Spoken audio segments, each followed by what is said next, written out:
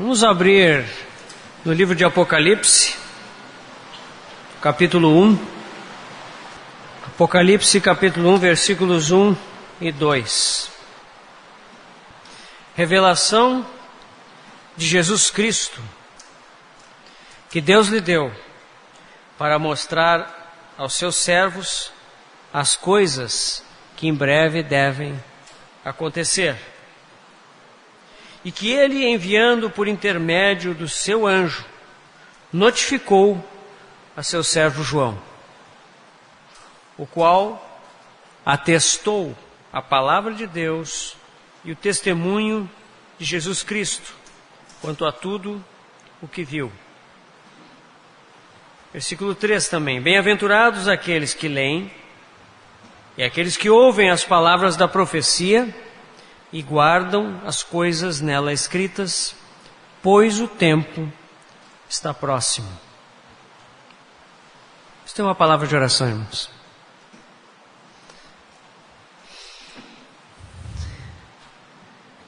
Pai amado, muito obrigado por mais essa oportunidade. Muito obrigado por nos reunir aqui hoje. Nós sabemos que é a Tua graça que nos traz aqui. É pela Tua graça que nós fomos movidos a estar aqui. Tua graça nos convenceu, nos cativou. E hoje nós estamos aqui diante de Ti. Queremos Te dizer, Senhor, que desejamos ouvir a Tua voz. Precisamos ouvir a Tua voz. Se não for a Tua voz, nós vamos permanecer os mesmos. Nós vamos sair daqui da mesma forma que entramos. Mas, Senhor, se Tu falares conosco, então nós seremos despertados, nós seremos vivificados, nós seremos levantados de uma forma nova.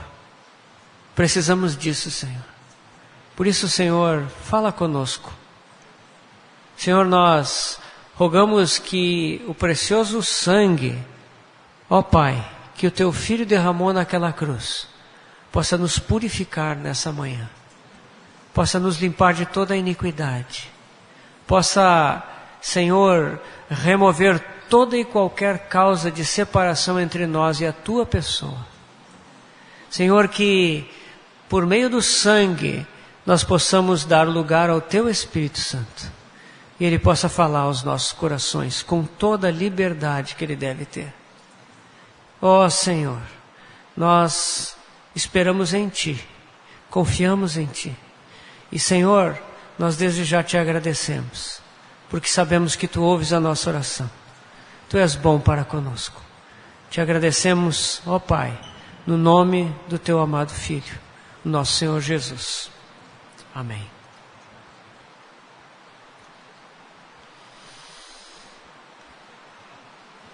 Nós estamos compartilhando sobre o versículo 2 do primeiro capítulo de Apocalipse, aonde nos é dito que João atestou a visão que recebeu pela palavra de Deus e pelo testemunho de Jesus Cristo. Nós temos enfatizado que nos dias em que nós estamos vivendo, é muito importante que nós recebamos visão celestial. A palavra Apocalipse significa o remover de um véu. Quando esse véu é removido, nós vemos como Deus vê. Quando o véu é removido, nós enxergamos a realidade espiritual. Quando o véu é removido, nós vemos o Senhor na glória, exaltado, abrindo o livro que recebeu das mãos do Pai e os seus 7 selos, governando sobre a história do universo. Nós vemos que, apesar das confusões aqui na terra, o nosso Deus reina, e o seu Filho Jesus Cristo está exaltado à sua destra, e tem nas mãos a escritura do universo. E ele abre essa escritura para cumprir todo o propósito de Deus. Quando o véu é removido, nós vemos a história da igreja, nós vemos os vencedores, nós vemos que Deus vai completar esses vencedores para trazer o seu reino. Quando o véu é removido, nós também vemos que esse mundo jaz no maligno, está debaixo do juízo de Deus e será julgado. E vão vir as 7 trombetas, as 7 taças da cólera de Deus.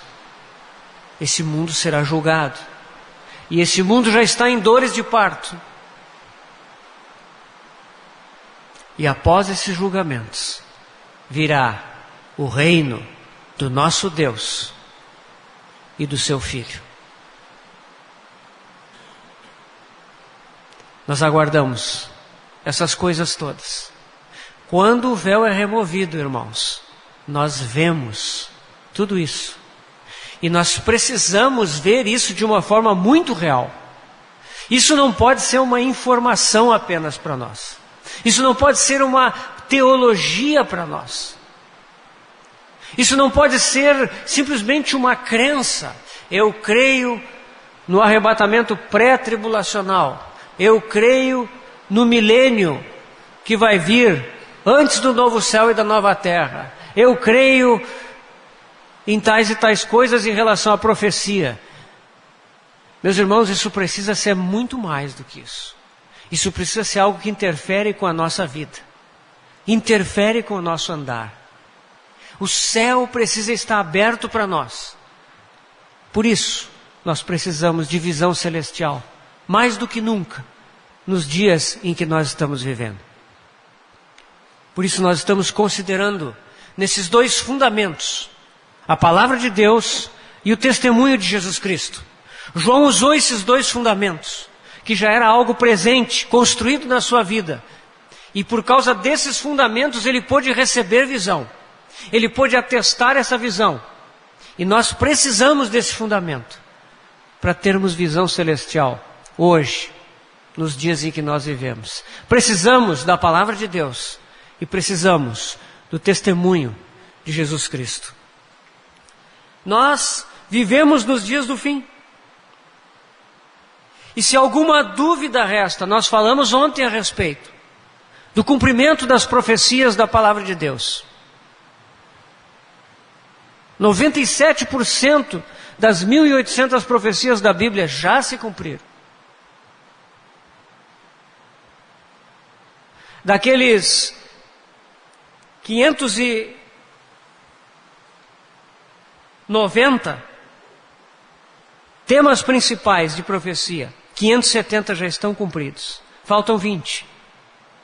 E desses 20, nenhum precisa acontecer antes do arrebatamento dos santos. Nós estamos no fim. Depois de 19 séculos, a nação de Israel, que Deus colocou à parte, quando ela recusou o Messias na sua primeira vinda. A nação de Israel, a figueira que havia secado, depois de permanecer tanto tempo adormecida, ela floresceu. Meus irmãos, a dispensação da graça caminha para o fim.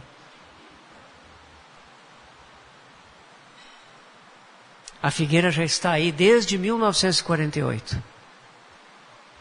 Jerusalém haveria de ser pisada pelos gentios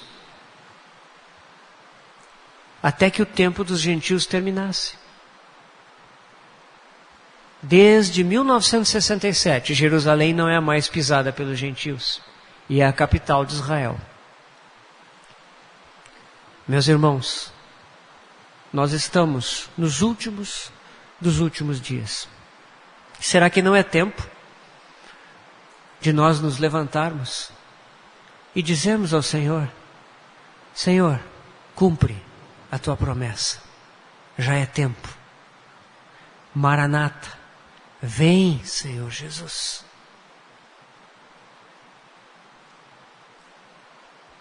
Nós falamos também ontem, à noite, de Apocalipse 12, e daquela profecia que nos é trazida simbolicamente na figura daquela mulher, vestida do sol, com uma coroa de 12 estrelas e com a lua nos seus pés, que geme com as dores de parto, está grávida e geme. E nós vimos que essa mulher, que está aqui na terra, ela provoca a atenção do dragão. E o dragão desce até a terra, arrasta consigo 1/3 dos seus anjos e se coloca diante da mulher, a fim de lhe devorar o filho, quando ele vier a nascer. Nós vemos a fúria do dragão, a antiga serpente, Satanás. E ele não devora a mulher. Ele não está preocupado em atacar a mulher. A sua cobiça, o seu interesse está com aquilo que está sendo gerado dentro da mulher. O filho varão. Quão grande essa mobilização nos dias do fim. O dragão pessoalmente presente aqui na terra, com todos os seus exércitos celestiais,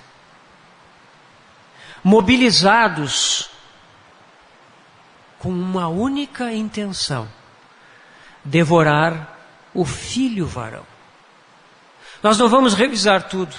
Nós já vimos ontem que esse filho varão são os vencedores da igreja.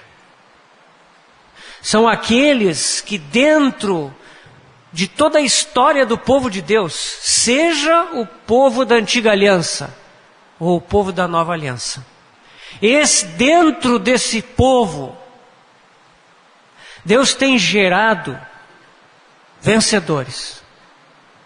E a intenção de Deus nunca foi que apenas uma parte desse povo fosse vencedora.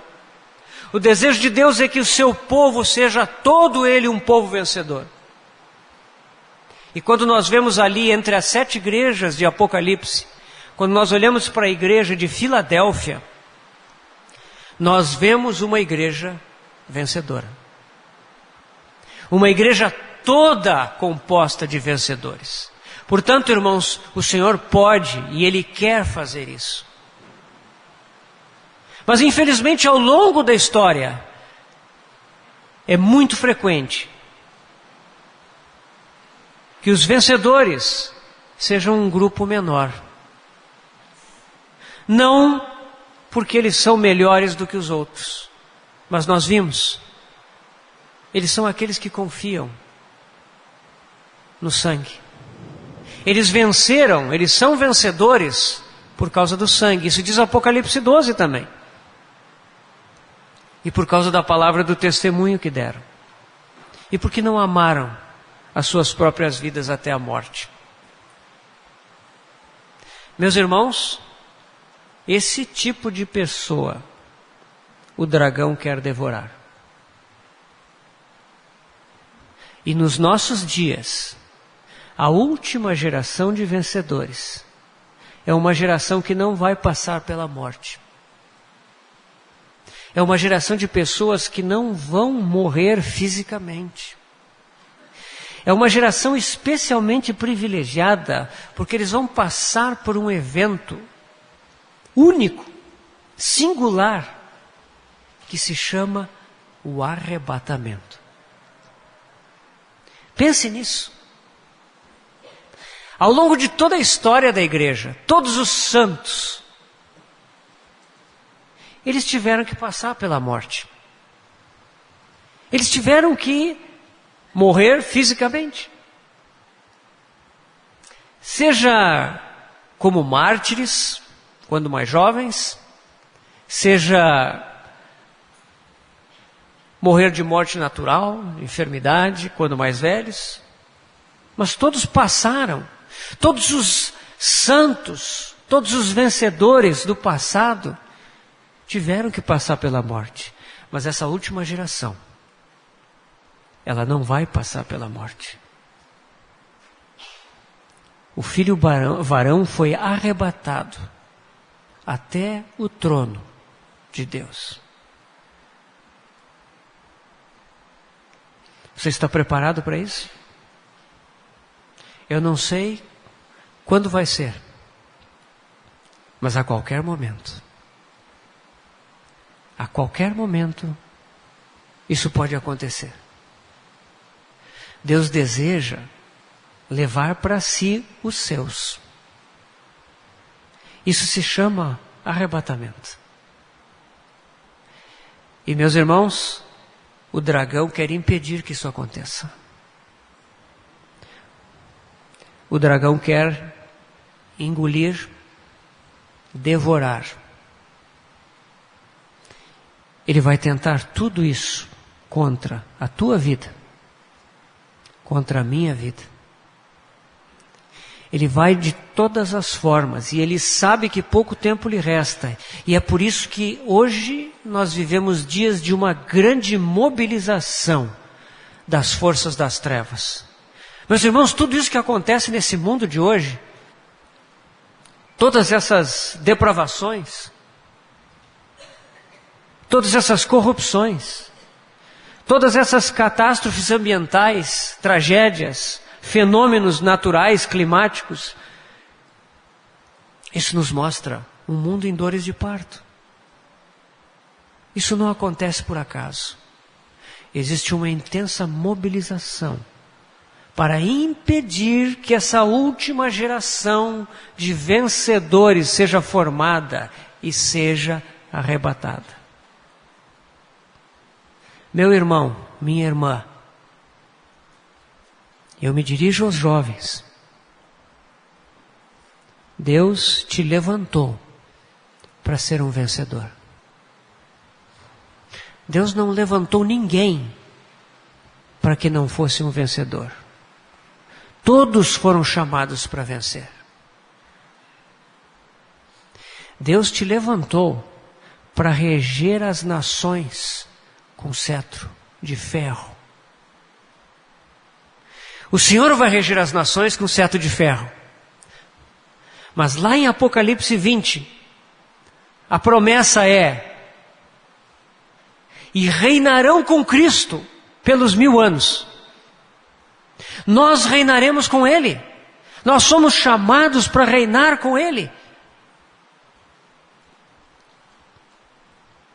Deus te chamou, meu irmão e minha irmã, para ser um vencedor. Deus quer te treinar hoje na academia da fé, para te colocar sobre nações no seu reino. Você está sendo preparado? O dragão quer te engolir. Esse é o seu intento. O dragão mobiliza todas as suas hostes. O dragão mobiliza todos aqueles homens e mulheres neste mundo que ele puder arregimentar. O dragão utiliza os recursos desse mundo, a vaidade desse mundo, a mídia desse mundo, a filosofia desse mundo, porque ele quer te engolir, te devorar. Ele quer devorar os direitos de Cristo na tua vida, o chamamento de Cristo na tua vida.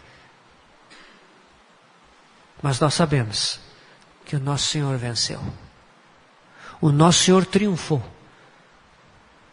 Ele está à destra do Pai. E Ele quer nos conduzir nos dias de hoje em triunfo.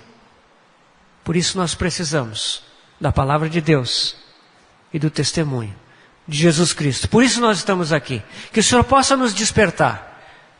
Esse é o nosso objetivo.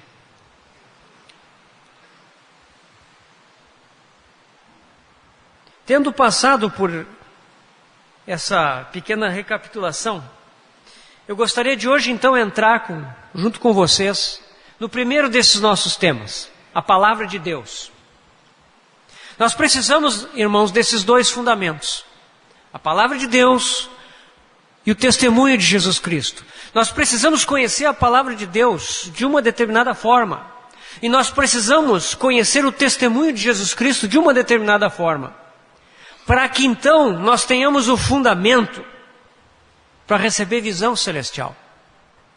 Sem esses fundamentos, nós até podemos receber algum tipo de visão, mas nós não vamos entender. Nós vamos ficar confundidos. Então esses dois fundamentos, eles são muito necessários. E hoje, nessas duas sessões da manhã, nós gostaríamos de olhar com mais atenção a esse tema da palavra de Deus. E nós, se olharmos esse termo, a palavra de Deus, é um tema muito interessante. Lá no início do Evangelho de João, quando nós temos o primeiro versículo do primeiro capítulo, no princípio era o Verbo, e o Verbo estava com Deus, e o Verbo era Deus. Esse versículo, cronologicamente, é o primeiro versículo da Bíblia, porque ele se reporta à eternidade passada, se é que isso pode existir. No princípio era o Verbo. No princípio, qualquer princípio que nós possamos imaginar, o Verbo já estava lá.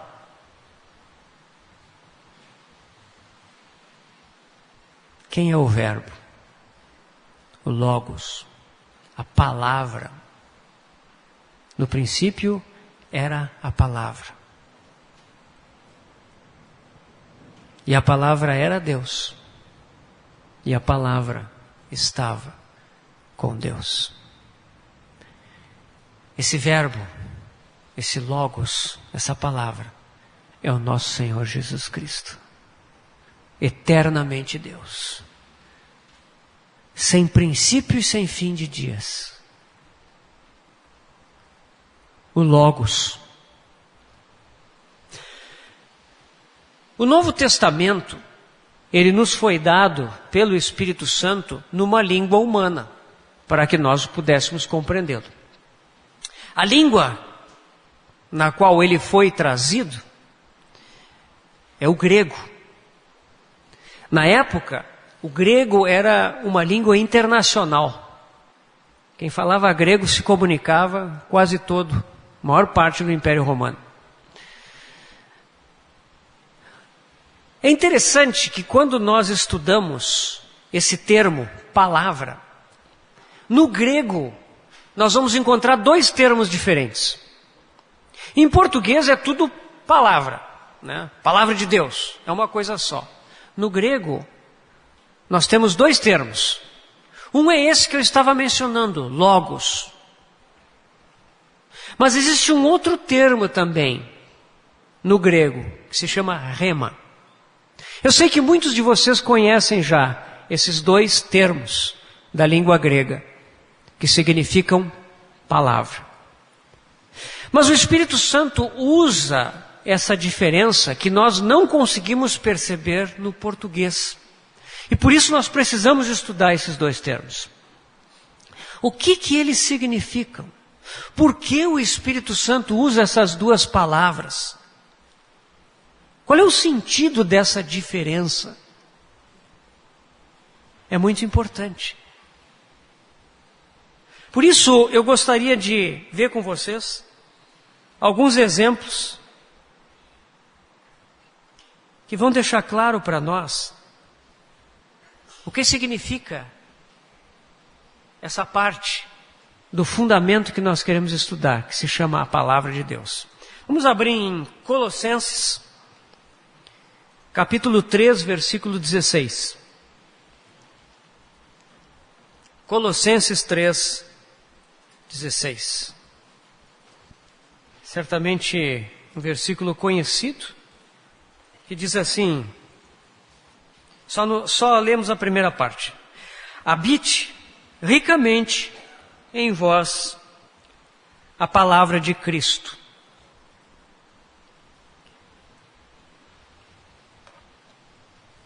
Eu vou dar 4 exemplos de logos. O primeiro desses termos que nós vamos estudar, tá? Aqui, habite ricamente em vós o logos, a palavra de Cristo, tá? O que é o logos? O logos, segundo um irmão, o irmão Weine, escreveu um dicionário de palavras do Novo Testamento grego, que é um dicionário muito recomendado para quem quer estudar as palavras do Novo Testamento. O irmão Weine diz que logos é a expressão de pensamento que contém uma concepção ou ideia. Basicamente, logos quer dizer a palavra escrita. A palavra escrita em geral. Os 66 livros da Bíblia. Tá? O logos tem um caráter geral. Logos quer dizer discurso, afirmação, definição. Tá? Habite ricamente em vós o logos de Deus. Devemos, segundo Paulo, estar sempre cheios da palavra de Deus.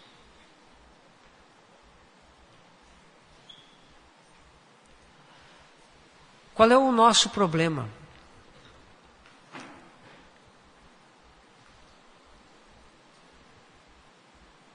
Eu atualmente estou com um aparelho celular que está precisando já de trocar. Quando vem as atualizações, ele começa a dizer que não tem mais espaço. Não tem lugar para cartão, meu celular, né? Então não adianta falar, compra um cartãozinho. Não tem. O próximo talvez eu compre com um lugar para um slot para botar um cartão. O último sacrifício que eu tive que fazer foi o meu programa, meu software bíblico, que era o que ocupava mais espaço. Aí, como eu tenho no tablet, né, aí eu tive que desinstalar porque as atualizações não estavam entrando mais. Nosso problema, meus irmãos, é que nós somos cheios de muita coisa. E a palavra não pode habitar ricamente em nós. Nós nos enchemos de tanta coisa. Notícia, futebol, cultura, informações as mais variadas, a vida dos outros. Nós nos enchemos de tanta coisa. Nós somos tão cheios que não tem espaço para a palavra de Deus. Não é que a palavra não habite em nós de alguma forma, mas ela tem que competir lá dentro com tantas coisas mais. Quando o Espírito Santo quer usar essa palavra, ele tem que percorrer tantos corredores, escadarias, elevadores, que até chegar lá.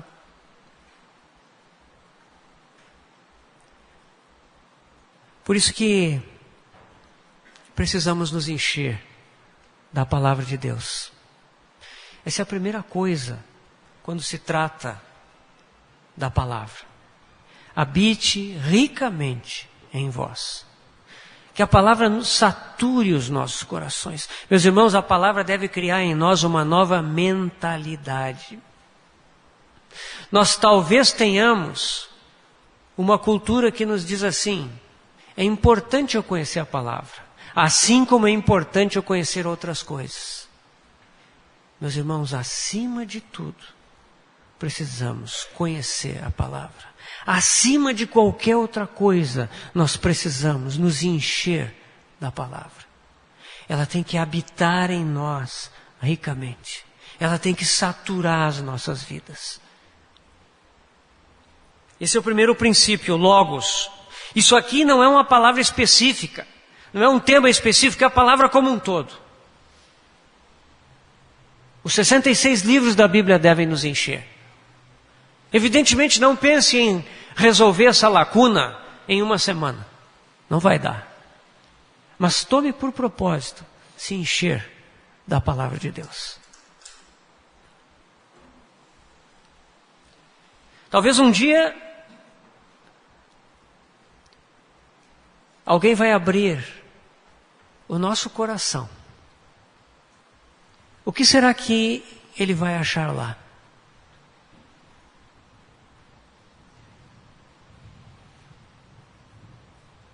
A gente vê essas operações policiais aí hoje em dia, né? As pessoas, a Polícia Federal aprende os computadores, né? E aí, aquele negócio que é teu, né? Que te pertence, que é a tua vida, a tua intimidade. Aí, pensou alguém chegar ali, vasculhar tudo que está ali, né? Nosso coração é assim diante de Deus, irmãos. Se Ele abrir o nosso coração, o que Ele vai achar lá dentro? Que Ele possa achar a sua palavra habitando ricamente em nós. Que maravilha se for assim. Que nós possamos andar nessa direção. Logos, habite ricamente em vós o Logos, a palavra como um todo. João 14, 23. Evangelho de João, capítulo 14, versículo 23.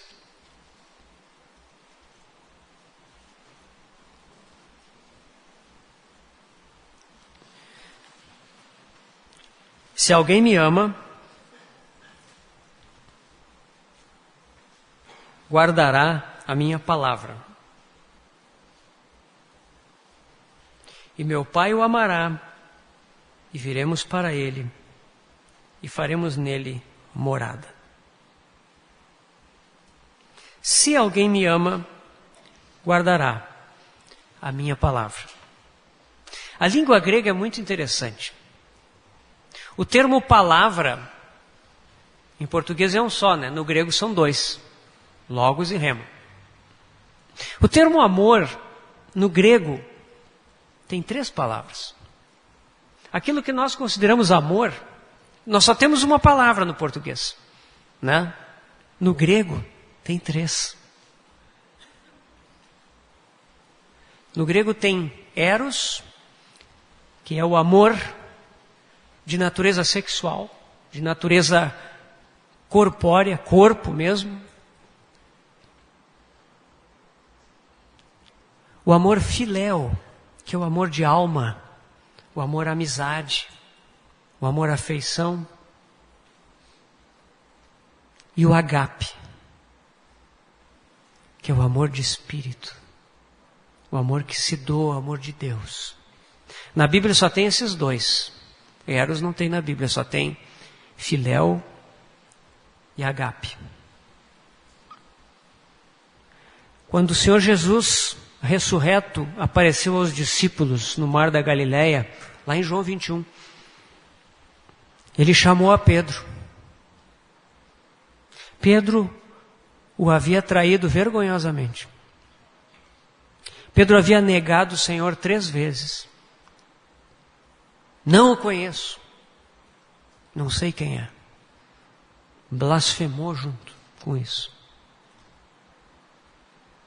Ele ficou muito envergonhado.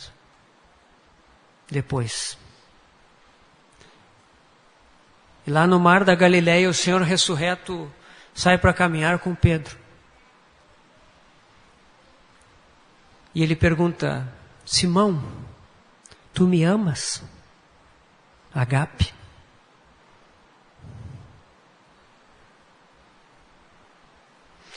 E Pedro certamente lembrou de tudo o que ele havia feito.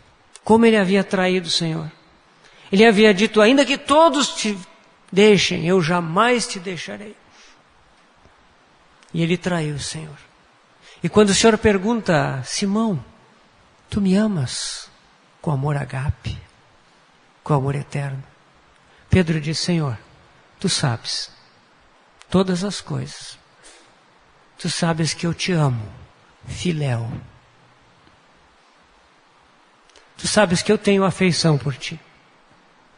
Pedro não é capaz de dizer que ele tem amor eterno. Outra vez o Senhor pergunta: Simão, Tu me amas, agape. Pedro, consternado, mais uma vez disse: Senhor, Tu sabes tudo. Tu sabes que eu te amo, filéu. Eu tenho afeição por Ti. Eu não posso dizer mais nada além disso, porque Tu me conheces, Senhor. Na terceira vez o Senhor pergunta de novo para Pedro: Simão, Tu me amas? Filéu.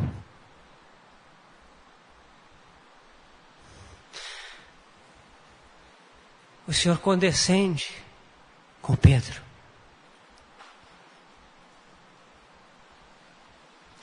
E Ele não exige de Pedro aquele amor superior. Mas Ele simplesmente pergunta: Tu tens afeição por mim, Pedro? Tu és meu amigo? Então Pedro se sente confortável para dizer: Sim, Senhor, eu tenho afeição por Ti.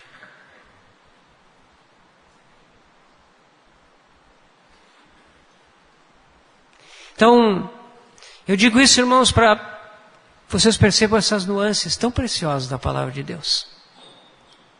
Aqui nós temos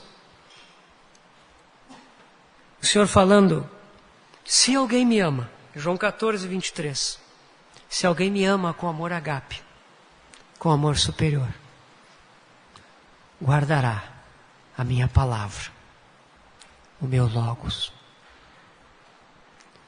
Meu irmão, minha irmã, se você ama o Senhor, você vai guardar a palavra do Senhor.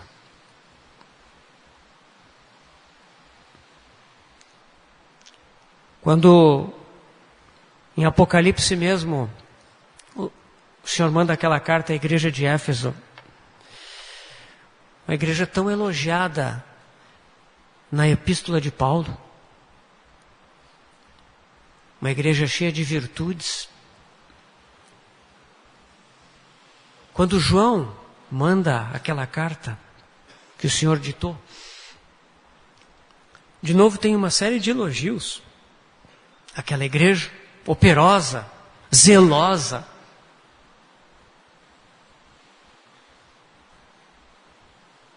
Contudo, havia uma coisa que o Senhor tinha contra ela.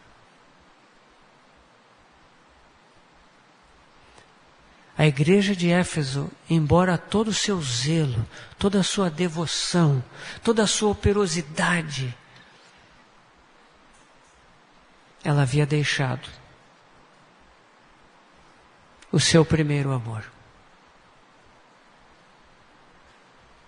Tudo continuava sendo feito com muito zelo, com muito cuidado, com muita consagração, com muito sofrimento.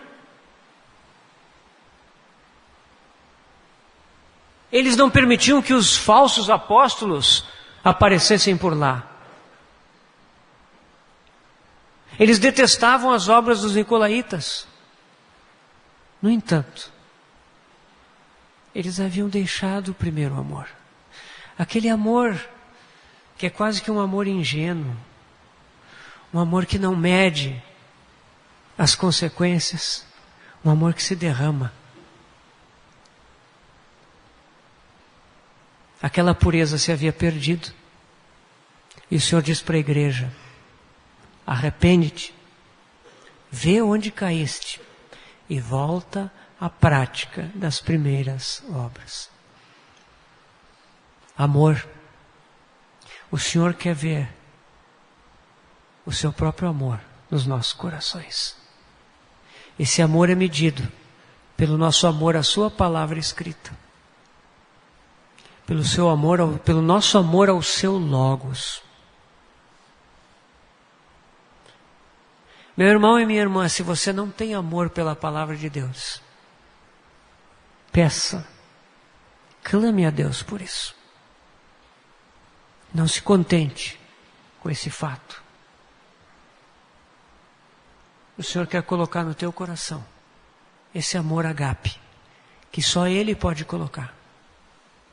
Talvez você diga para o Senhor como Pedro: Senhor, eu só tenho simpatia pela Tua palavra.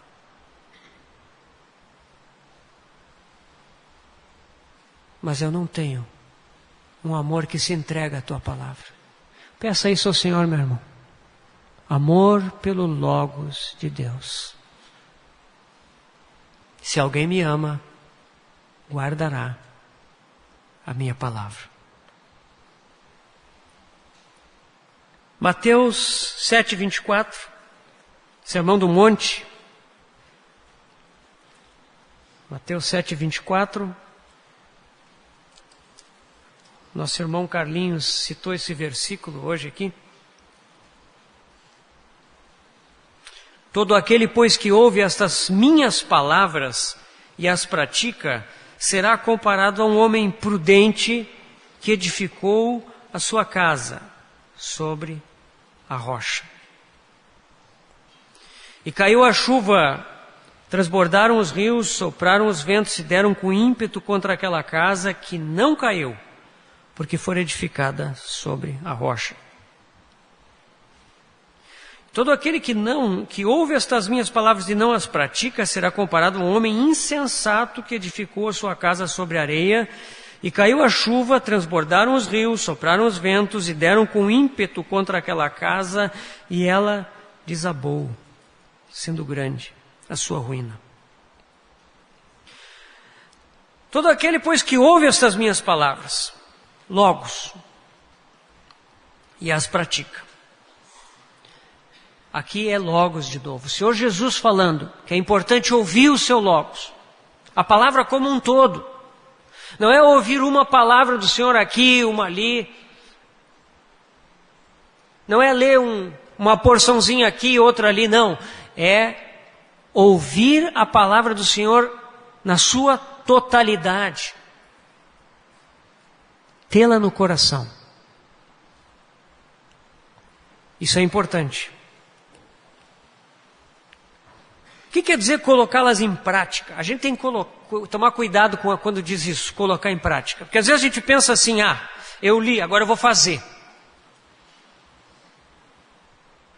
Se você fizer isso, você vai descobrir que você não tem o poder de fazer. Às vezes essa experiência é até boa. Mas a gente acha que a vida cristã é como aquele princípio que os escoteiros usam, né? Fazer boas ações. Eu tenho que fazer a boa ação do dia. É bom até fazer a boa ação do dia, mas a vida cristã não é assim. Ouvir as palavras de Deus e praticá-las não é uma questão de ler a Bíblia, fechei, agora eu vou praticar. Não. Isso quer dizer que você vai colocar a palavra de Deus no seu dia a dia, na sua experiência. Você vai permitir que essa palavra interfira com a sua vida de uma forma dinâmica. Você não vai se contentar em simplesmente receber a informação da palavra de Deus. Isso é praticar. Muitas vezes isso vai nos levar a nos humilharmos diante de Deus. Mas é preciso que isso aconteça. Lucas, ele fala em Lucas 6,48, vocês não precisam abrir lá, é uma pequena diferença que o Evangelho de Lucas tem em relação ao texto de Mateus no Sermão do Monte, né? Os evangelistas, a gente precisa ver eles, né, como um todo para pegar assim a totalidade de certos trechos dos evangelhos. E Lucas, ele coloca uma coisa que Mateus não coloca aqui nessa parte. Ele diz assim, que ele edificou a sua casa sobre a rocha, mas ele cavou profunda vala para chegar na rocha.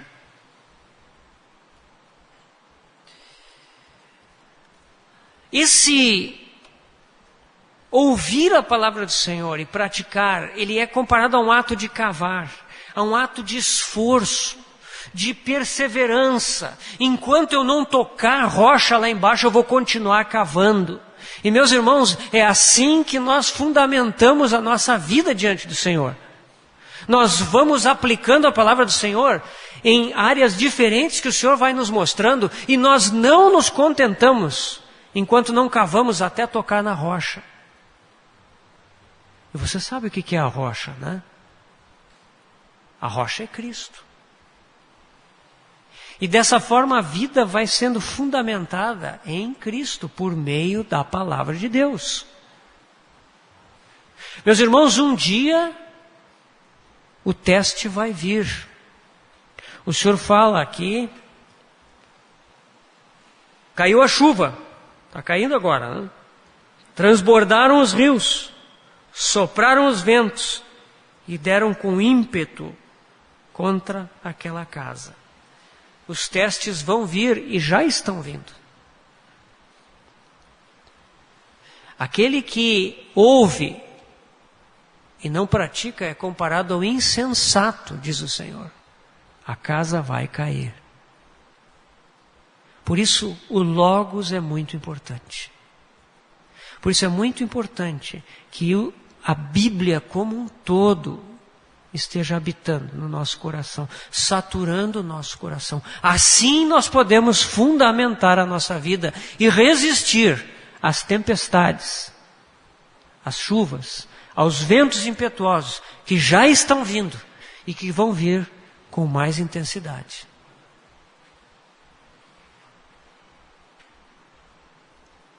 Ouvir as palavras do Senhor, o Logos, e praticá-los. Muito importante. Por fim, o último exemplo de Logos que eu gostaria de citar, Hebreus, capítulo 4, versículo 12. Hebreus 4, 12.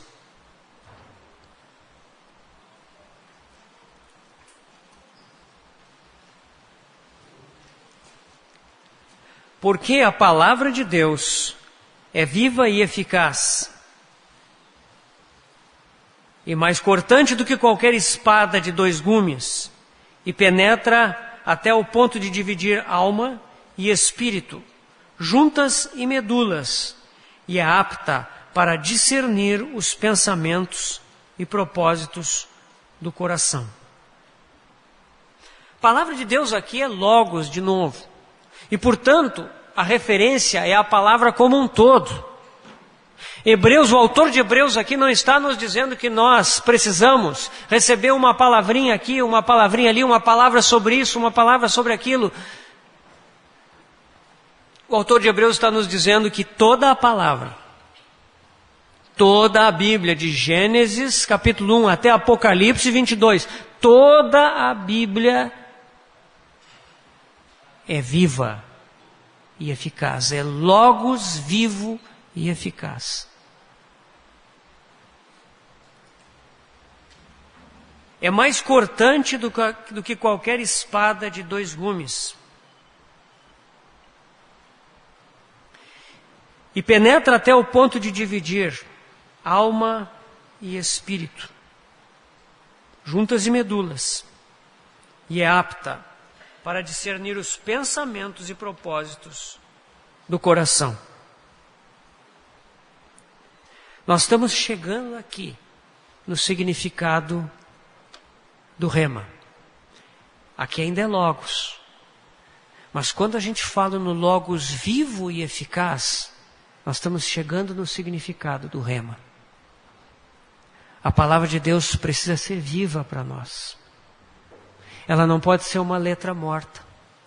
Ela não pode ser que nem o texto, o livro-texto do professor na escola, na universidade. Ela precisa ser viva e eficaz. E a palavra, ela corta.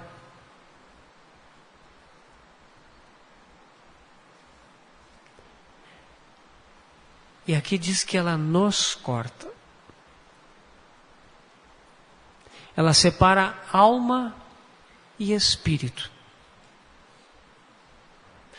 Meus irmãos, existe muita polêmica teológica sobre isso. Tem muita gente que diz aí que o ser humano, na verdade, ele só tem 2 partes. A parte corpórea, né? e a parte que não é corpórea, que é a parte, né, que compreende assim, mente, espírito, e que tudo isso é uma coisa só. A dicotomia, a tricotomia, né? O homem é 2 ou é 3, composto de 2 partes ou de 3 partes. Esse versículo me parece muito claro em dizer que o ser humano é composto de 3 partes. E o mesmo Deus de paz vos santifique em tudo: espírito, alma e corpo. É o que diz o apóstolo Paulo aos Tessalonicenses. Aqui fala que o Logos de Deus, quando ele é vivo, ele vai separar a alma e o espírito. E talvez aqui esteja a chave dessa discussão. Somos 2 partes ou 3? É que, na verdade, por natureza, nós somos o corpo, né, que nós sabemos muito bem, temos consciência do nosso corpo, e o resto para nós é uma confusão. Porque com a queda, a alma e o espírito viraram uma coisa só. Viraram uma mistura, uma confusão. Quando Adão comeu aquele fruto, a árvore do conhecimento do bem e do mal, antes de comer da árvore da vida, o que aconteceu? Ele escolheu um meio de fazer a sua alma ficar super poderosa, super desenvolvida. Imediatamente que Adão comeu aquele fruto, a sua mente se expandiu, seus sentimentos se agigantaram e a sua vontade se afirmou. Como a árvore da vida não tinha sido comida, o seu espírito foi sufocado. Por isso parece que é uma coisa só. O que a palavra de Deus vem fazer? Ela vem cortar. Ela vem cortar e separar alma e espírito. E quando essas coisas são separadas, começam a ser separadas, é que nós começamos a crescer no Senhor. Nós começamos a aprender a ouvir Ele de uma forma mais clara. Não vamos entrar nesse assunto. Mas aqui eu quero simplesmente deixar com vocês a importância de nós termos esse Logos habitando no nosso coração.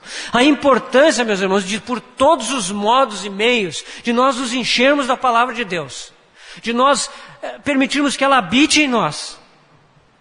Que ela mude a nossa mentalidade, que ela crie em nós uma nova cultura. Desse modo nós vamos crescer. Isso é o Logos. Nós precisamos dele. E precisamos desse Logos, porque aí vem a outra parte, o Rema.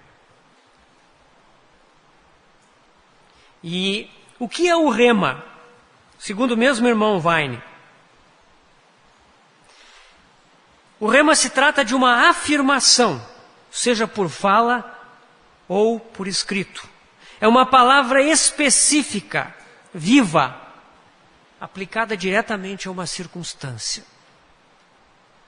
O Rema é uma palavra que vem e me dá uma direção, me traz uma correção, me traz uma revelação, me supre uma necessidade, me vivifica quando eu estou amortecido, me levanta quando eu estou sonolento. Esse é o Rema. Nós precisamos do Rema. Vamos ver por quê. Mateus 4:4. Evangelho de Mateus 4:4. A tentação do Senhor Jesus.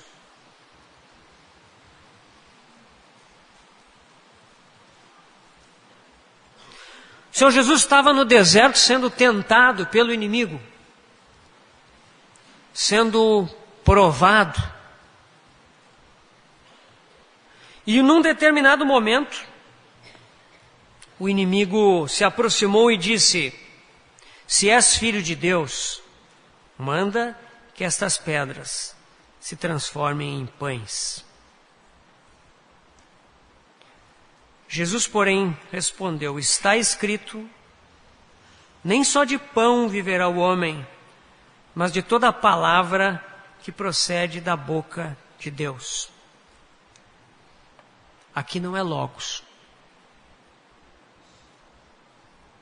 Aqui é rema. É uma palavra específica.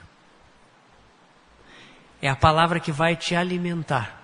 Nem só de pão viverá o homem, mas sim de toda a palavra. O Senhor vai nos alimentar através dos remas.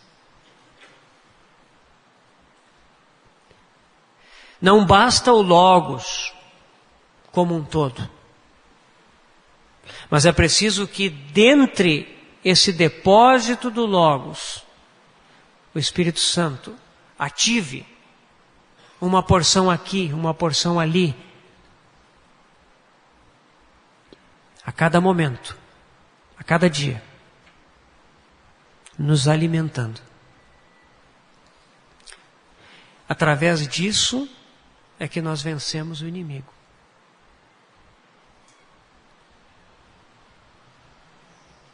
Lá em 1 João 2,14, o Senhor fala sobre os jovens. E diz assim, 1 João 2,14: filhinhos, eu vos escrevi porque conheceis o Pai. Pai, eu vos escrevi porque conheceis aquele que existe desde o princípio. Jovens, observe bem aqui. Eu vos escrevi porque sois fortes, e a palavra de Deus permanece em vós, e tendes vencido o maligno. Então é por meio da palavra de Deus, quando ela é ativada, que nós podemos vencer o maligno. Nem só de pão viverá o homem, mas de toda a palavra que procede da boca de Deus. João, Evangelho de João, capítulo 6, versículo 63. Segundo exemplo da palavra rema. João 6, 63.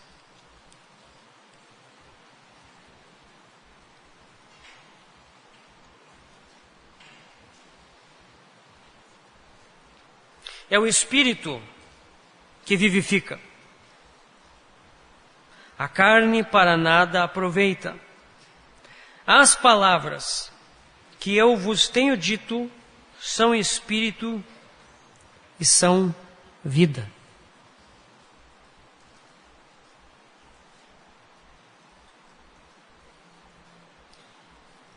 As palavras que o Senhor nos dá, a partir do logos que nós guardamos, essas palavras, elas são meio de sermos vivificados. Meus irmãos, nós não temos vida em nós mesmos. A vida que nós temos é a vida do Senhor que veio habitar em nós. E o meio pelo qual nós somos vivificados é a palavra de Deus. É viver por palavras específicas que Ele nos traz a cada momento. Os remas que eu vos tenho dito são Espírito e são vida. É muito interessante que alguns versículos depois, no 67, né? Lemos o 63, no versículo 67, o Senhor pergunta aos 12 se eles também não querem se retirar, já que naquele episódio, muitos dos discípulos do Senhor, a grande maioria, exceto os 12, todos tinham ido embora, escandalizados com o que o Senhor tinha dito. Aí o Senhor pergunta, vocês também não querem ir? Pedro responde, Senhor, para quem iremos? Tu tens as palavras de vida eterna. De novo, é rema. Pedro sabe que ele precisa do Senhor. Ele precisa de proximidade com o Senhor. Porque do Senhor ele ouve as palavras que o sustentam. Que seja essa a nossa afirmação ao Senhor. Senhor, a quem iremos? Eu só posso receber os remas que eu preciso de Ti. Eu não posso Te deixar.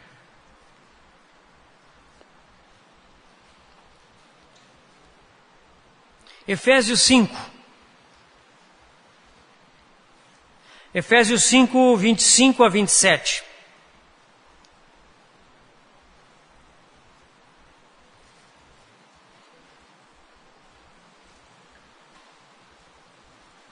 Maridos, amai vossas mulheres, como também Cristo amou a igreja e a si mesmo se entregou por ela, para que a santificasse, tendo-a purificado por meio da lavagem de água pela palavra. Só esse versículo, irmãos. Efésios 5, 25. Na verdade, 5, 25 e 26. Aqui palavra é rema. É a palavra viva. É uma lavagem. Nós precisamos ser lavados. Você lembra lá no tabernáculo, na antiga aliança, quando Deus mandou lá no Êxodo, o povo de Israel construiu o tabernáculo? Tinha a tenda do tabernáculo propriamente dita, com a entrada para o santo lugar, e na frente tinha o altar de bronze, o altar de sacrifícios, que era exterior, Entre o altar de bronze e a entrada da tenda, havia uma bacia.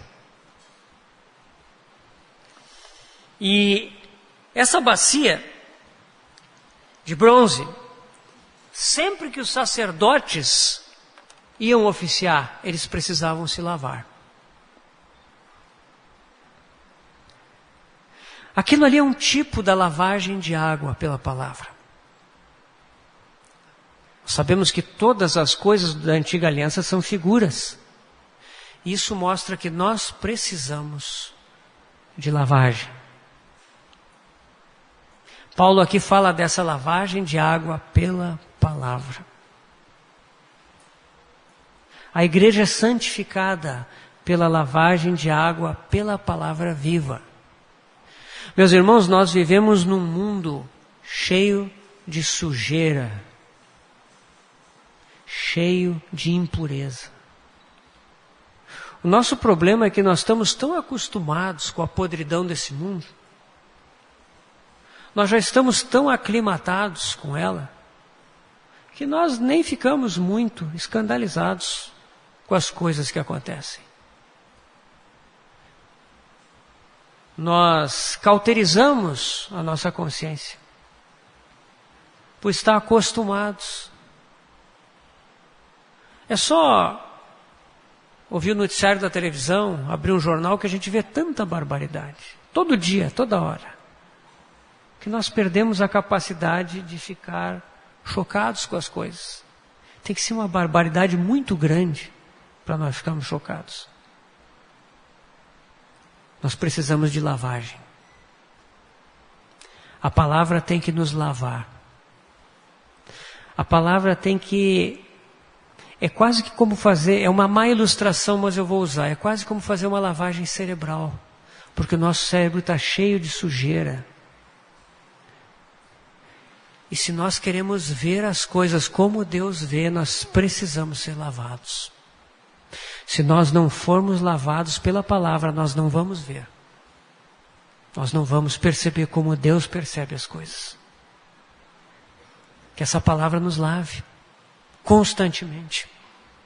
Precisamos dela. Precisamos do Logos armazenado no coração. Cada dia, cada vez mais, pela leitura, pelo estudo da palavra, pela meditação na palavra, pela memorização da palavra, por qualquer meio. Precisamos nos encher do Logos e permitir que o Espírito Santo traga esses remas que vão nos lavar. Que vão lavar a nossa mente, o nosso coração da sujeira desse mundo. Esse é o rema. E por fim, Efésios 6,17.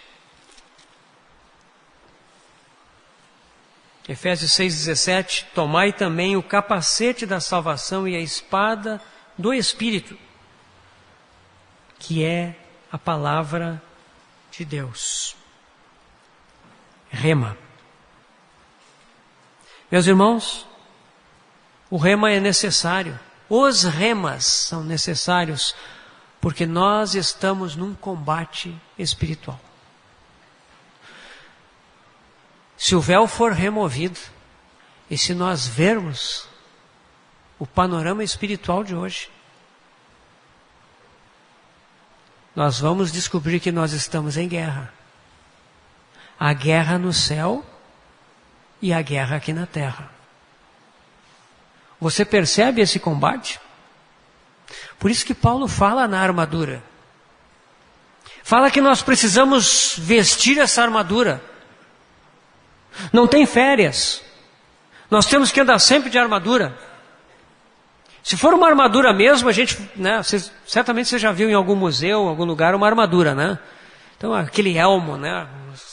Couraça, as pernas, braços, né?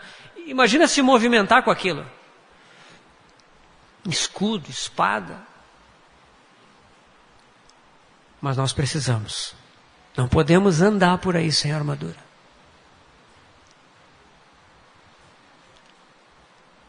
Nós estamos em guerra. E a espada, ela é muito importante. A espada do Espírito. Sem essa espada nós vamos fracassar na batalha espiritual do dia de hoje. Nós precisamos dessa espada, irmãos. Precisamos ser adestrados a usar essa espada. O Senhor quer nos adestrar. Como usar a palavra de Deus de forma viva? Como o Senhor usou lá na tentação. O Senhor respondeu ao inimigo com a palavra. E o Senhor soube responder ao inimigo também quando o próprio inimigo usou a palavra. Ele disse, também está escrito. Isso mostra como o Logos é importante. Não basta conhecer uma palavra aqui e outra ali. É preciso conhecer de uma forma abrangente. Porque aí nós vamos saber quando devemos responder, também está escrito. A espada do Espírito. Antes de usar a espada contra o inimigo, você precisa deixar que a espada seja usada na sua própria vida. Ela precisa dividir a você mesmo. Hebreus 4,12 diz que ela é apta para discernir os pensamentos e propósitos do coração. Nós sempre pensamos que os nossos pensamentos são puros e justos. Bom, se vem de mim, é puro e justo. Nós sempre achamos que os nossos sentimentos são autênticos. Que os nossos propósitos são os mais adequados e santos possíveis. Até que a palavra de Deus vem, e ela entra, e ela separa, e nós descobrimos que aquele sentimento que nós temos com aquele irmão, ele está lá no lado da alma, não tem nada que ver com o espírito. Precisamos da palavra de Deus, irmãos. Logos transformado em rema.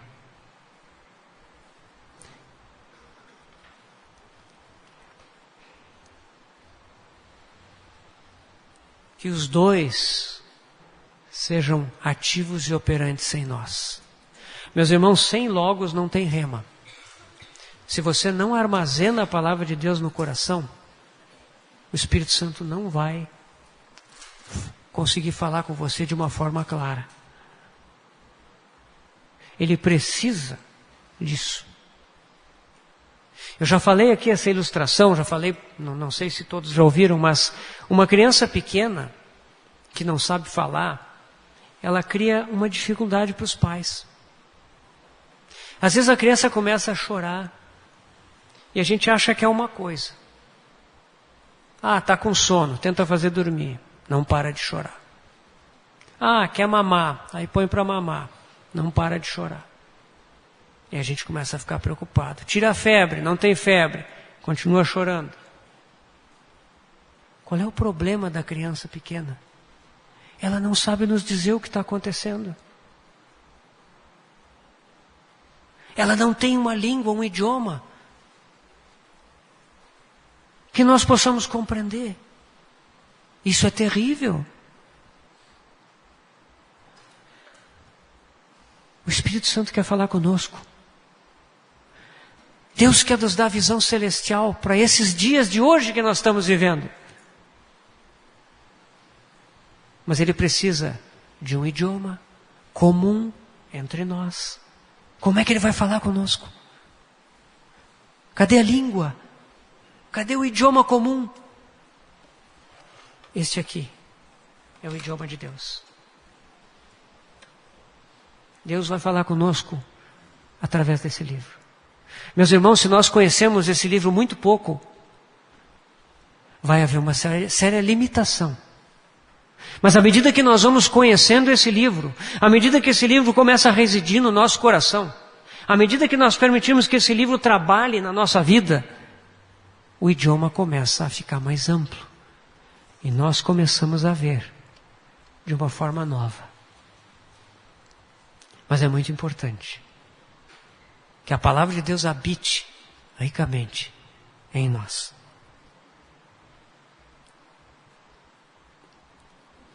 Eu gostaria de encerrar essa primeira parte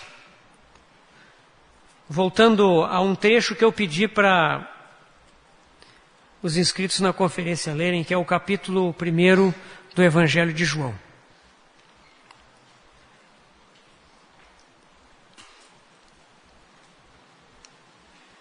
Eu gostaria que cada uma, ao menos eu vou tentar que cada uma das nossas sessões aqui tenha uma pequena história que ilustre o seu conteúdo. E aqui no capítulo 1 de João há uma história. A nossa sessão de ontem, né? A nossa história foi aquela do dragão vermelho e dos seus anjos querendo engolir o filho varão que a mulher tinha no seu ventre. Tá? Aquela foi a história de ontem. A história dessa primeira sessão aqui é a história de João e dos seus jovens companheiros.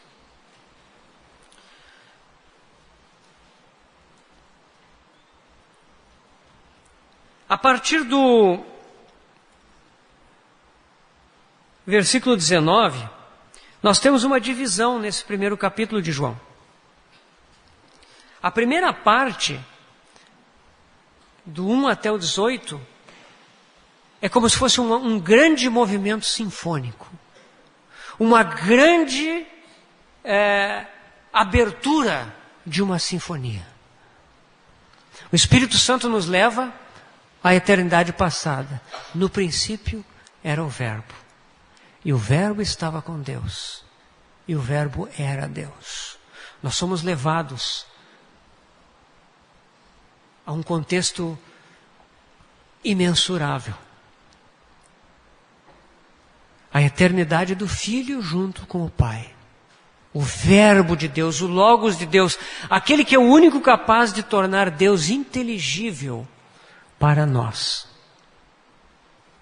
Ao final desse trecho, no versículo 18, no versículo 14, desculpe, e o Verbo se fez carne e habitou entre nós cheio de graça e de verdade, e vimos a sua glória, glória como do unigênito do Pai. Aquele Verbo eterno, sem início nem fim de dias, que convivia com o Pai para sempre, ele se fez carne. Por um mistério inexplicável, o Verbo se fez carne e habitou entre nós. E aqui começa uma outra história.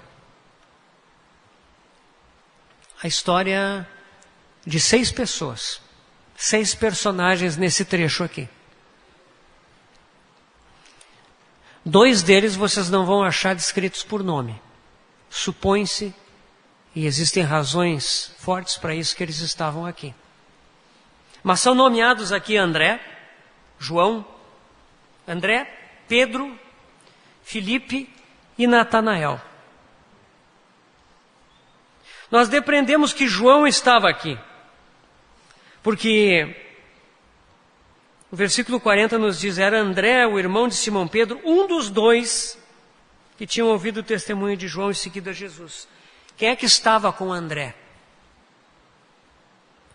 Com toda certeza é o autor desse evangelho, que se esconde em vários trechos do seu evangelho e não diz o seu nome.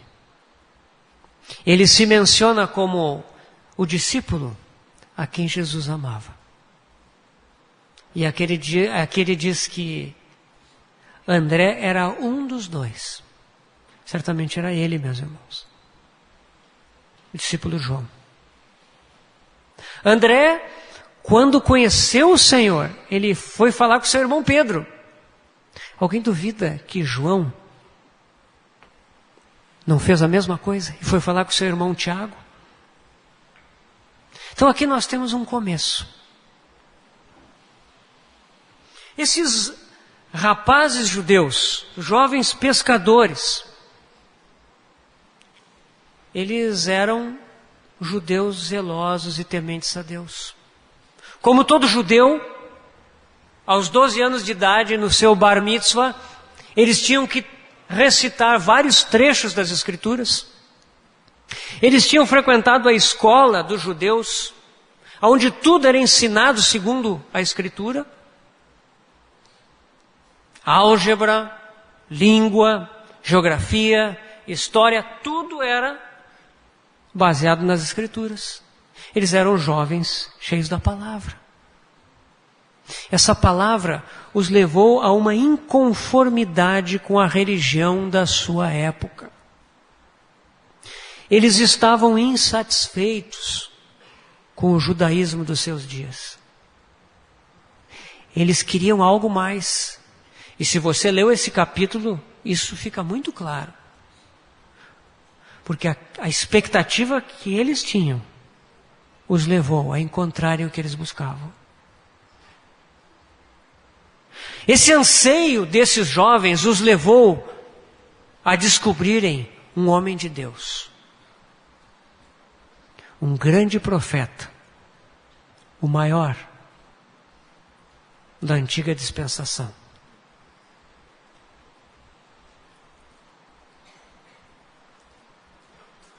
Versículo 29 do capítulo 1 de João. No dia seguinte, viu João a Jesus que vinha para ele e disse: eis o Cordeiro de Deus que tira o pecado do mundo. Este a favor de quem eu disse: após mim vem um varão que tem a primazia, porque já existia antes de mim. Eu mesmo não o conhecia, mas a fim de que ele fosse manifestado a Israel, por isso vim batizando com água. E João testemunhou dizendo: viu o Espírito descer do céu como pomba e pousar sobre ele. Eu não o conhecia. Aquele, porém, que me enviou a batizar com água, me disse: aquele sobre quem vires descer e pousar o Espírito, esse é o que batiza com o Espírito Santo. Pois eu de fato vi e tenho testificado que ele é o Filho de Deus. Esse é o profeta. Esse é João Batista. Meus irmãos, João Batista teve grande revelação. Ele viu o Cordeiro de Deus que tira o pecado do mundo. João percebeu no seu espírito que havia de vir no seu tempo aquele Cordeiro definitivo que tiraria para sempre o pecado do mundo. E ele apontou para esse Cordeiro e disse: eis o Cordeiro de Deus. Eis o sacrifício definitivo. Eis aquele que vai dar fim aos pecados, como diz Daniel. Mais do que isso, após mim vem um varão que tem a primazia, porque já existia antes de mim. Ele não viu apenas o Messias, ele viu o Filho pré-existente, eterno. Ele viu aquele que batiza com o Espírito Santo. Ele viu aquele que é o Filho de Deus, o Deus encarnado. Se nós formos para o capítulo 3 de João, nós vamos ver que ele viu a noiva. Quem tem a noiva é o noivo. O amigo do noivo que está presente muito se regozija com a voz do noivo. Meus irmãos, ele viu a igreja, a noiva do Cordeiro. Que visão! Aqueles 6 jovens foram atraídos a esse profeta. A sua sede de Deus, a sua sede de realidade espiritual os levou àquele profeta. E aquele profeta, como homem de Deus, não os guardou para si. Não os guardou para o seu ministério, para a sua obra. Aquele homem sabia que quem tinha noiva era o noivo. E ele apontou: eis o Cordeiro de Deus.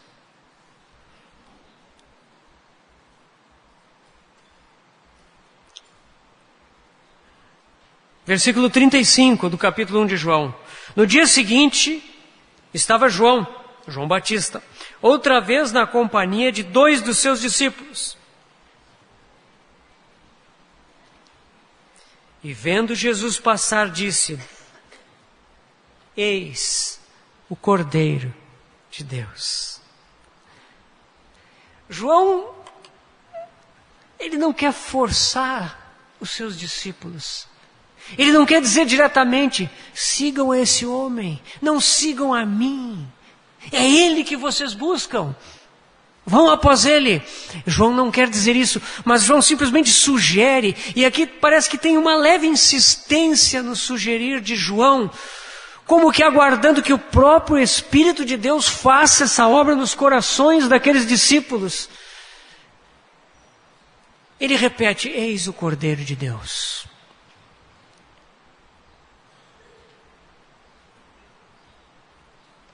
Versículo 37, os 2 discípulos, ouvindo dizer isso, seguiram a Jesus.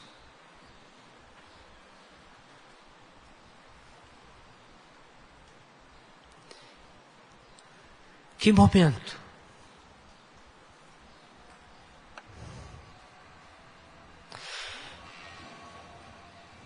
Meus irmãos, esse é um momento muito simples.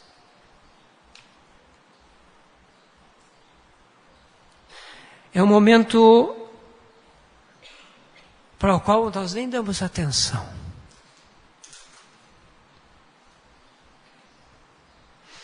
Mas é o momento em que o coração daqueles 2 homens é cativado, é capturado.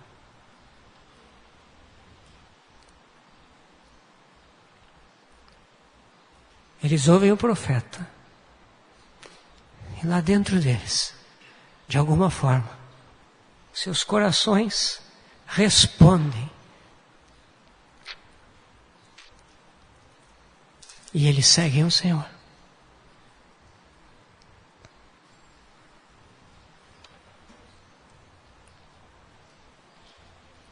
Os 2 discípulos, ouvindo dizer isso, seguiram Jesus. Versículo 38, e Jesus, voltando-se e vendo que o seguiam, disse: que buscais?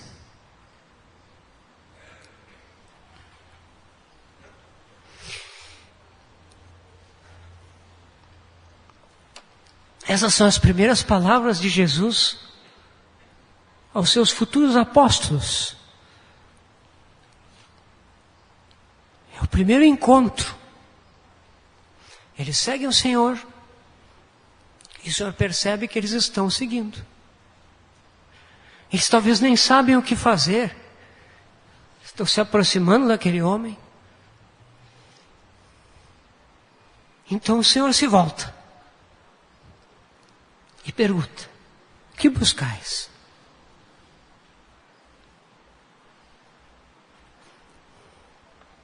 E eles disseram-lhe: Rabi, que quer dizer mestre, onde assistes? O sentido aqui é: mestre, onde é que tu está? E o Senhor respondeu-lhes: vinde e vede. Foram, pois, e viram onde Jesus estava morando, e ficaram com ele aquele dia, sendo mais ou menos a hora 10ª. Já era 4 da tarde. Não foi tanto tempo assim. Mas, meus irmãos, aqui nós vemos um encontro de amor.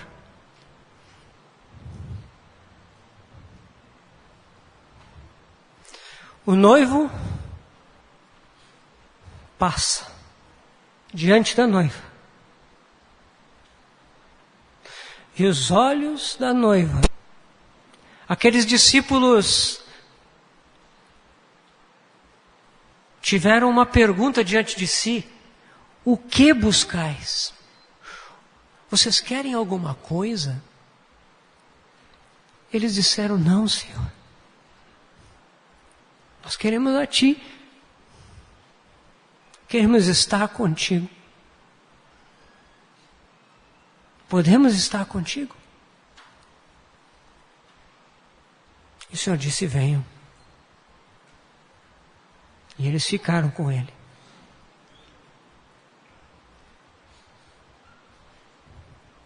Isso é um momento muito precioso. E depois disso, nós vemos André, o irmão de Simão Pedro, um dos dois que tinham ouvido o testemunho de João e seguido a Jesus. Ele achou primeiro seu próprio irmão Simão, a quem disse: achamos o Messias, que quer dizer Cristo.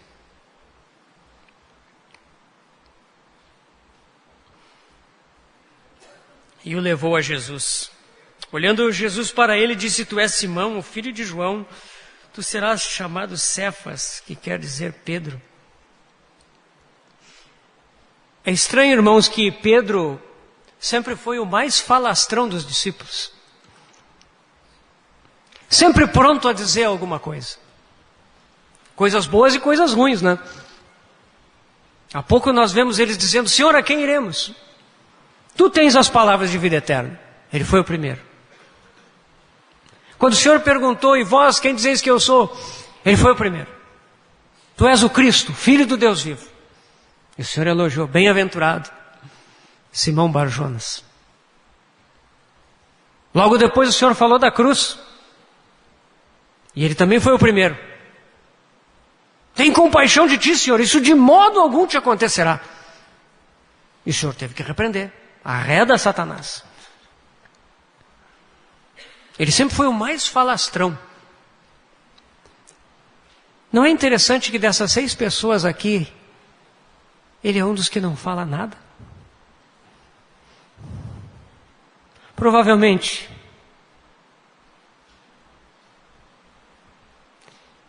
ele ficou tão impressionado com o Senhor, que ele não conseguiu dizer nada.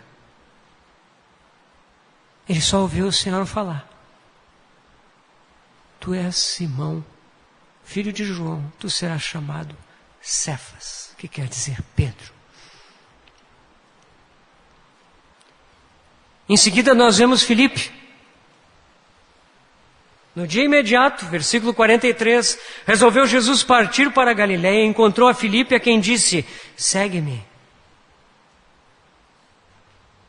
Ora, Filipe era de Betsaida, cidade de André e de Pedro, todos do mesmo lugar. Filipe encontrou a Natanael e disse: achamos aquele de quem Moisés escreveu na lei, a quem se referiram os profetas, Jesus o Nazareno, filho de José. Quem era Filipe? Aquele que examinava as Escrituras. Achamos aquele de quem Moisés escreveu na lei. Em Lucas 24 nós vamos ver o Senhor explicando aqueles 2 discípulos de Emaús.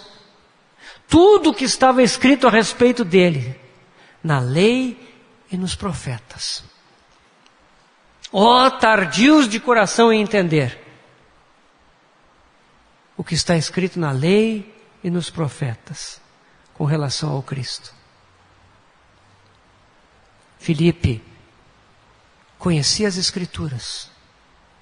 Era um homem cheio do Logos. A lei de Moisés e os profetas. Por causa disso, ele foi levado ao Senhor. Ele encontrou o Senhor. Esse Natanael, com quem ele fala,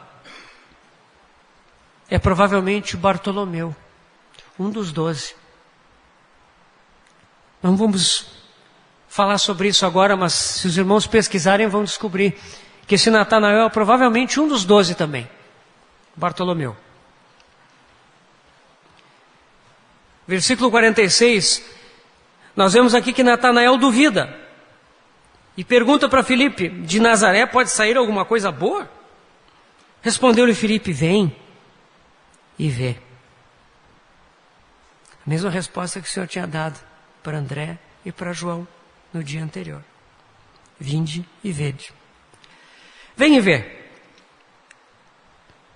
Jesus viu Natanael aproximar-se e disse a seu respeito: eis um verdadeiro israelita em quem não há dolo, em quem não há engano, em quem não há um coração dúplice, em quem há sinceridade e pureza.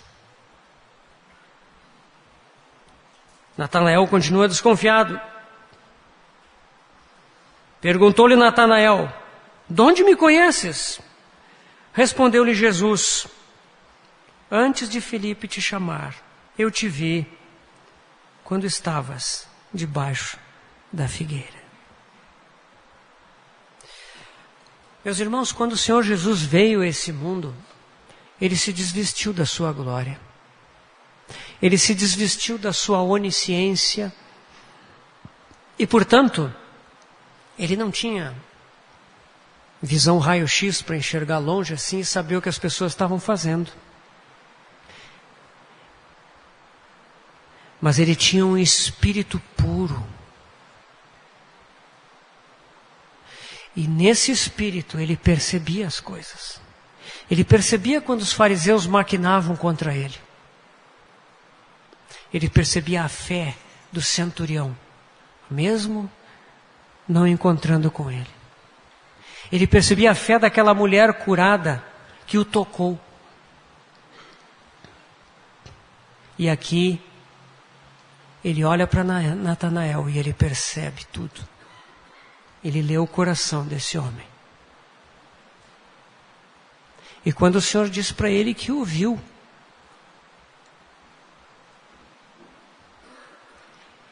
ele se desmonta.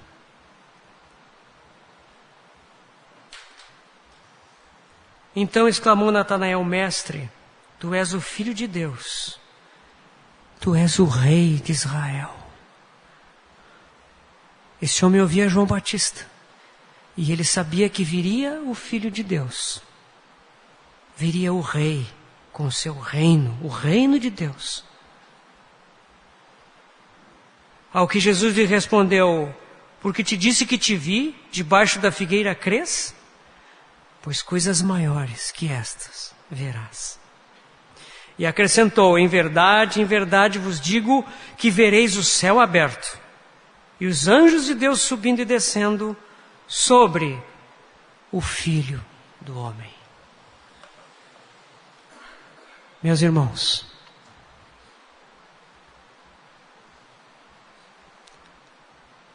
seis vidas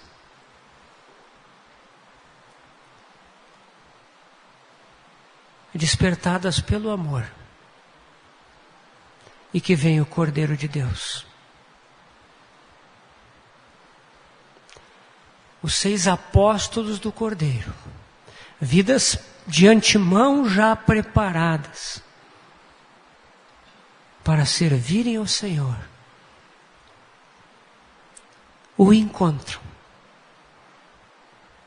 O amor é despertado. 30 anos antes,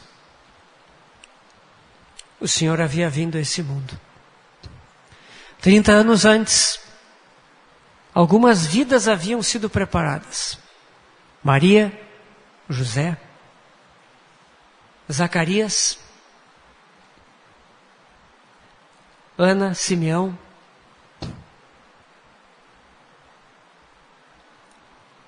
Os pastores de Belém. Quando o Senhor Jesus veio,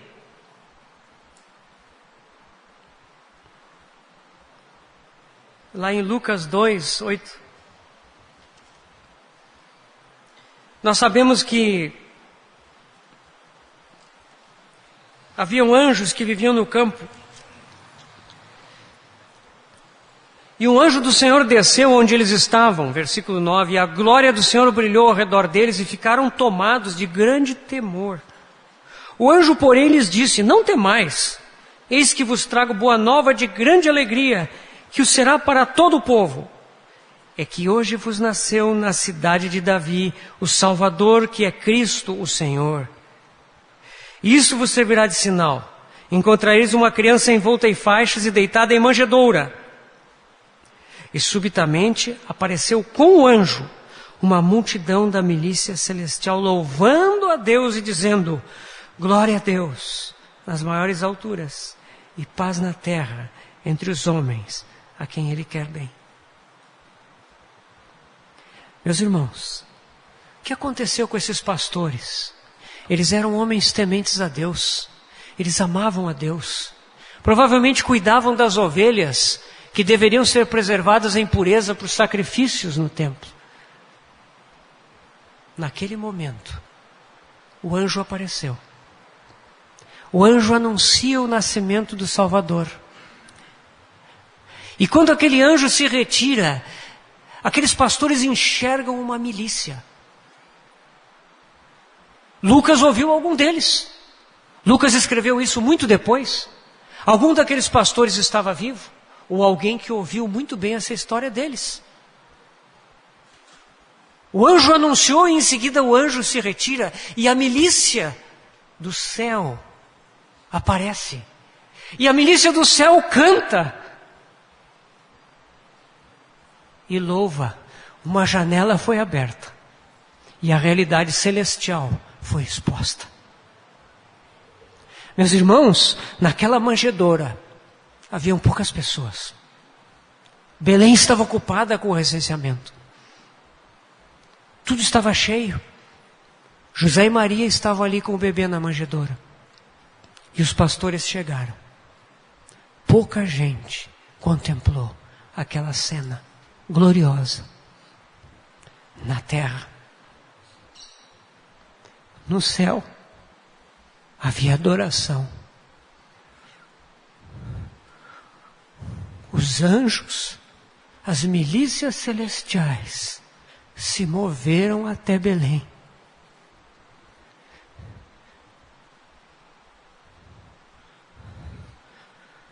O Filho de Deus estava vindo a esse mundo em carne para redimir a humanidade de volta para Deus.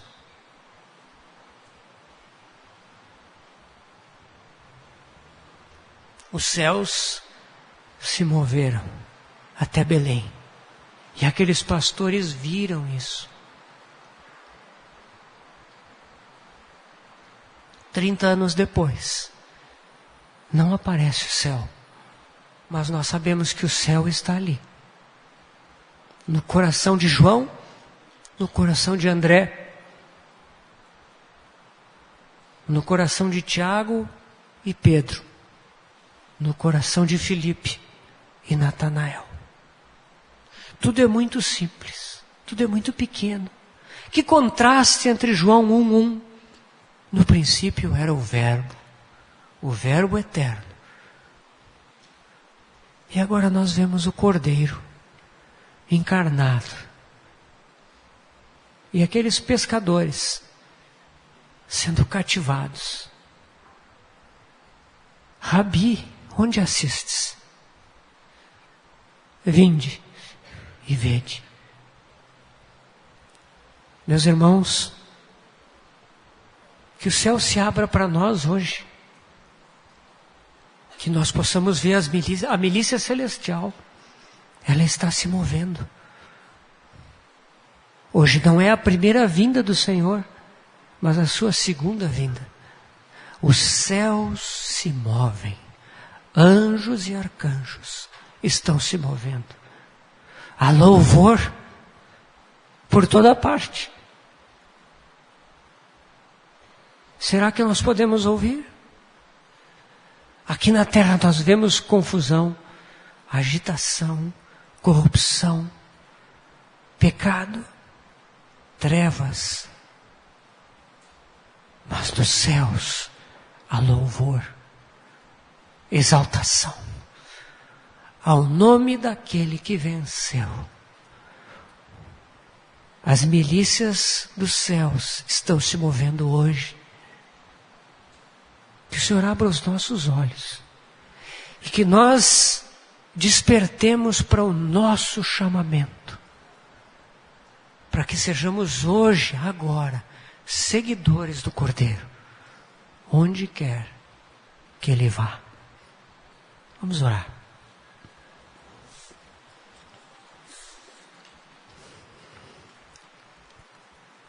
Senhor, bendito seja o teu santo nome. Um dia tu vieste esse mundo, Senhor. E os teus discípulos viram a tua glória. Senhor, eles provavelmente nem estavam conscientes do que estavam fazendo. Eles estavam seguindo a imposição do seu próprio coração. Hoje nós queremos te seguir. Hoje nós queremos te ver. Abre os nossos olhos. Tira o véu do nosso coração. Usa a tua palavra para isso. Nos leva a tua palavra para que vejamos ao Cordeiro nesses dias do fim.